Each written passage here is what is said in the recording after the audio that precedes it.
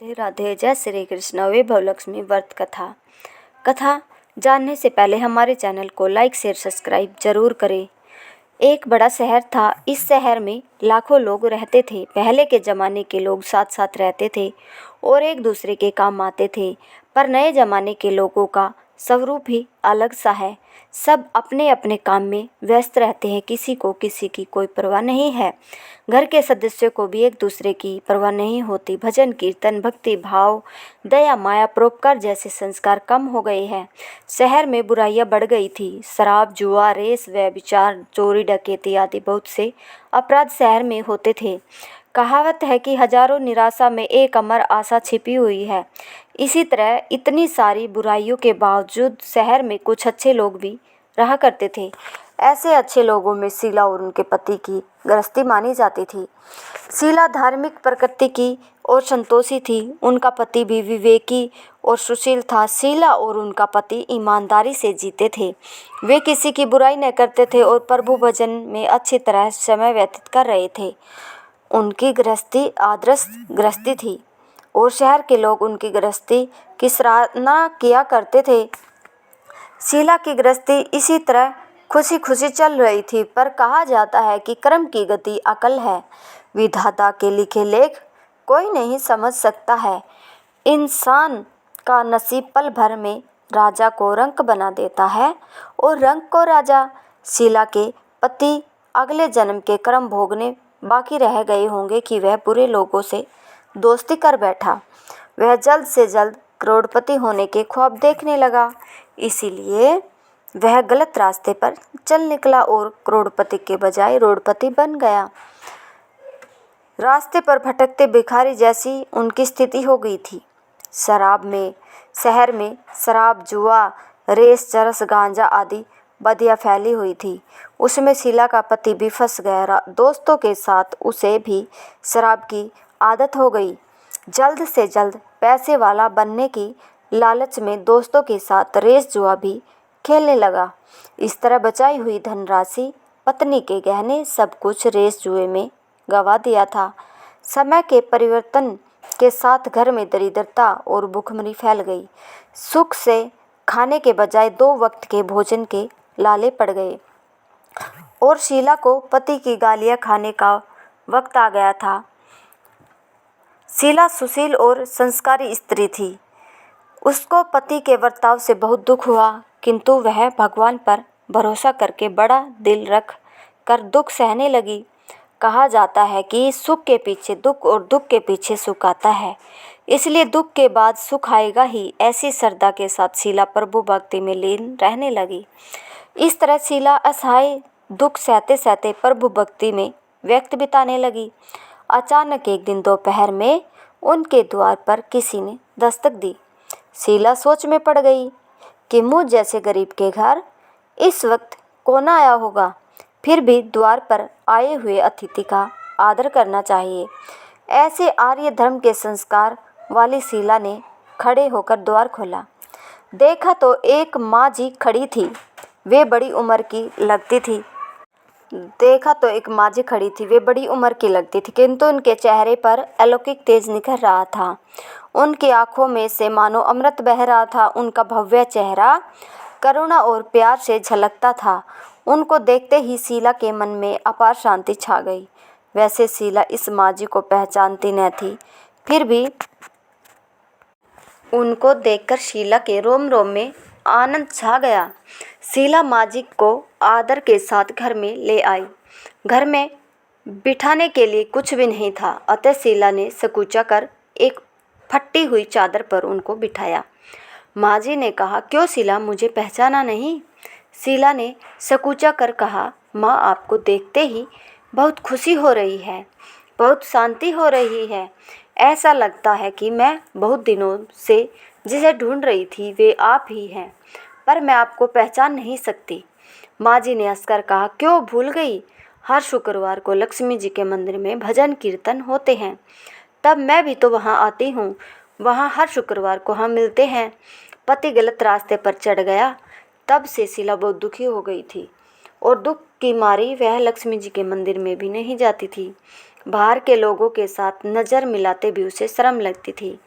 उसने याददाश्त पर जोर दिया पर वह माँ जी याद नहीं आ रही थी। तभी माँ जी ने कहा, तू लक्ष्मी जी के मंदिर में कितने मधुर भजन गाती थी, अभी अभी तो दिखाई नहीं देती थी, इसलिए मुझे हुआ कि तू क्यों नहीं आती है, कहीं बीमार तो नहीं हो गई है न, ऐसा सोचकर मैं तुमसे मिलने चली आई हूँ। माँ जी के अति प्रेम भरे शब्दों से शीला का हृदय पिघल गया। उसकी आंखों में आंसू आ गई। माँ जी के सामने वह बिलख बिलख कर रोने लगी। यह देखकर माँ जी शीला के नज़दीक आई और उनकी सिसकती पीठ पर प्यार भरा हाथ फेरकर सांत्वना देने लगी।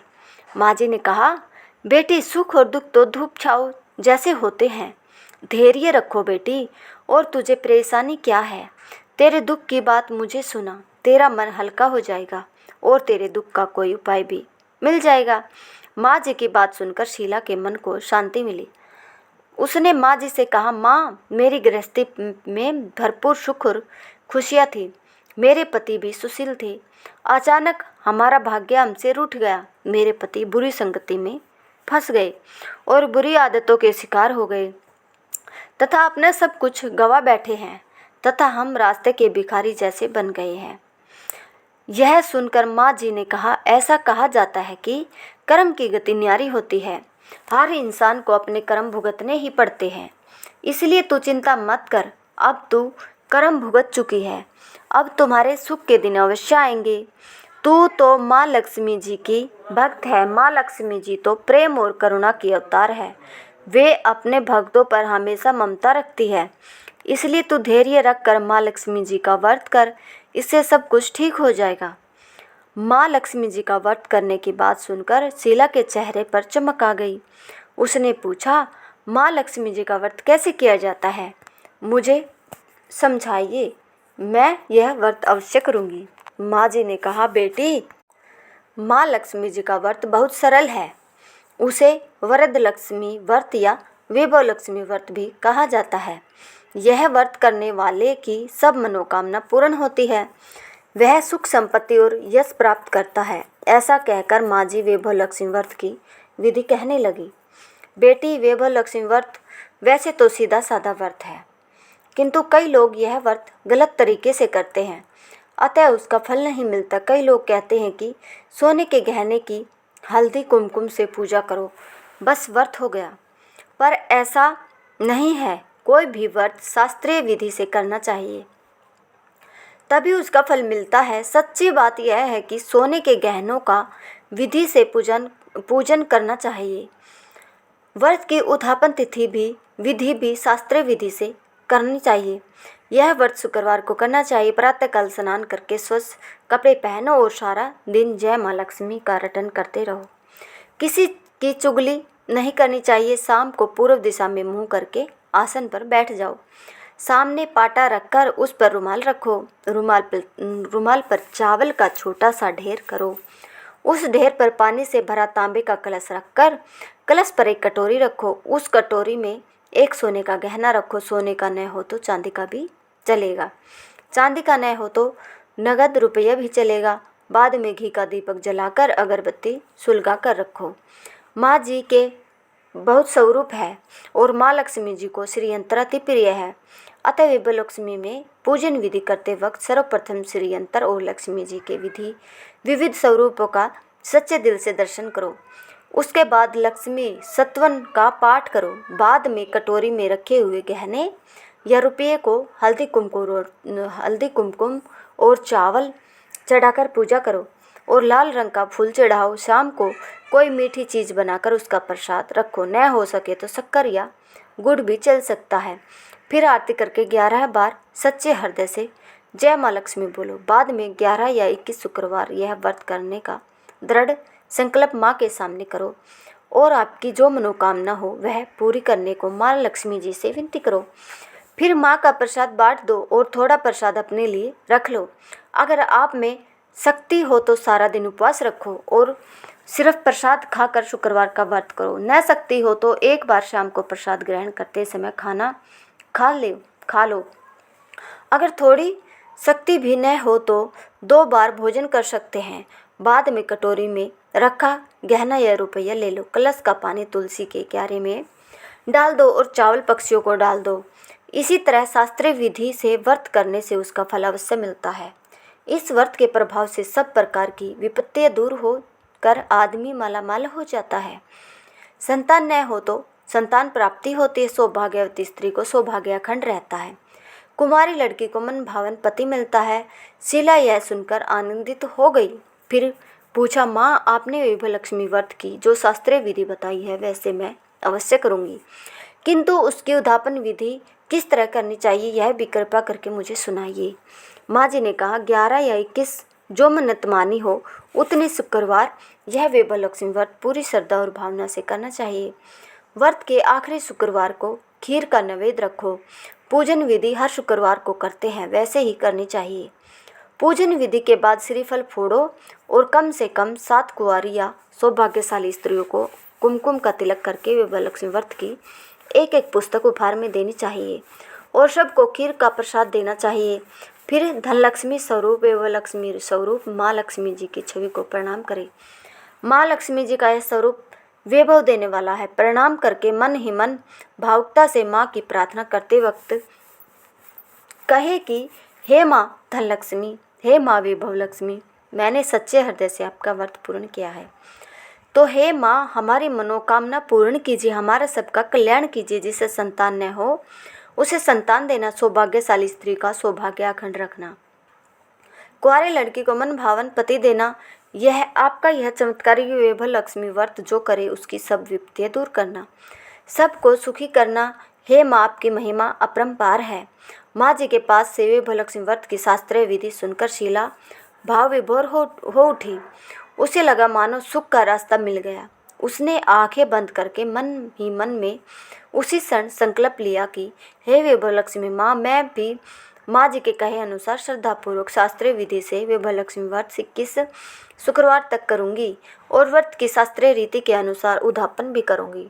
शीला ने संकल्प करके आंखें खोल ली तो सामने कोई न था। वह विस्मित हो गई कि माँ जी कहाँ गई।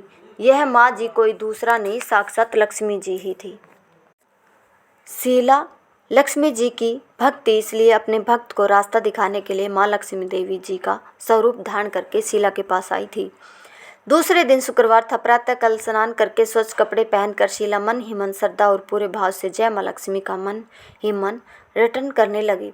सारा दिन किसी की चुगली नहीं की। शाम हुई तब हाथ पाँव मुँह धोकर शीला पूर्व दिशा में मुँह करके बैठी। घर में पहले तो सोने के बहुत से गहने थे, पर पति ने गलत रास्ते पर चलकर सब गिरवी रख दिए। पर नाक की कील पुली बच गई थी। नाक की कील निकालकर उसे धोकर शीला ने कटोरी में रख दी। सामने पाटे पर रुमाल रखकर मुट्ठी भर चावल का ढेर किया। उस पर तांबे का कलश पानी भरकर रखा। उसके ऊपर कील वाली कटोरी रखी। फिर विधिपूर्वक वंदन, सत्वन पूजन वगैरह किया और घर में थोड़ी शक्कर थी वह प्रसाद में रखकर विभलक्ष्मी व्रत किया। यह प्रसाद पहले पति को खिलाया। प्रसाद खाते ही पति के स्वभाव में फर्क पड़ गया। उस दिन उसने शीला को मारा नहीं, सताया भी नहीं। शीला को बहुत आनंद हुआ। उसके मन में विभलक्ष्मी व्रत के लिए श्रद्धा बढ़ गई। शीला ने पूर्ण श्रद्धा भक्ति से 21 शुक्रवार तक व्रत किया। 21वें शुक्रवार को विधि पूर्वक उद्यापन विधि करके 7 स्त्रियों को विभलक्ष्मी व्रत की 7 पुस्तकें उपहार में दी। फिर माता जी के धनलक्ष्मी स्वरूप की छवि को वंदन करके भाव से मन ही मन प्रार्थना करने लगी। हे माँ धनलक्ष्मी, मैंने आपका विभलक्ष्मी व्रत करने की मन्नत मानी थी, वह व्रत आज पूर्ण किया है। हे माँ, मेरी हर विपत्तियाँ दूर करो, हमारा सबका कल्याण करो। जिसे संतान न हो उसे संतान देना, सौभाग्यवती स्त्री का सौभाग्य अखंड रखना, कुंवारी लड़की को मन भावन पति देना। जो कोई आपका यह चमत्कारिक विभलक्ष्मी व्रत करे उसकी सब विपत्तियाँ दूर करना, सबको सुखी करना। हे माँ, आपकी महिमा अपरंपार है। ऐसा बोलकर लक्ष्मी जी के धनलक्ष्मी स्वरूप की छवि को प्रणाम किया। इस तरह शास्त्रीय विधि से शीला ने श्रद्धा से व्रत किया और तुरंत ही उसे फल मिला। उसका पति सही रास्ते पर चलने लगा और अच्छा आदमी बन गया तथा कड़ी मेहनत से व्यवसाय करने लगा। धीरे धीरे समय पर परिवर्तित हुआ और उसने शीला के गिरवी रखे गहने छुड़ा लिए। घर में धन की बाढ़ सी आ गई। घर में पहले जैसी सुख शांति छा गई। वैभव लक्ष्मी व्रत का प्रभाव देखकर मोहल्ले की दूसरी स्त्रियां भी शास्त्रीय विधि से वैभव लक्ष्मी का व्रत करने लगी। हे माँ धन लक्ष्मी, आप जैसे शीला पर प्रसन्न हुई उसी तरह आपका व्रत करने वाले सब पर प्रसन्न होना, सबको सुख शांति देना। जय धन लक्ष्मी माँ, जय वैभव लक्ष्मी माँ।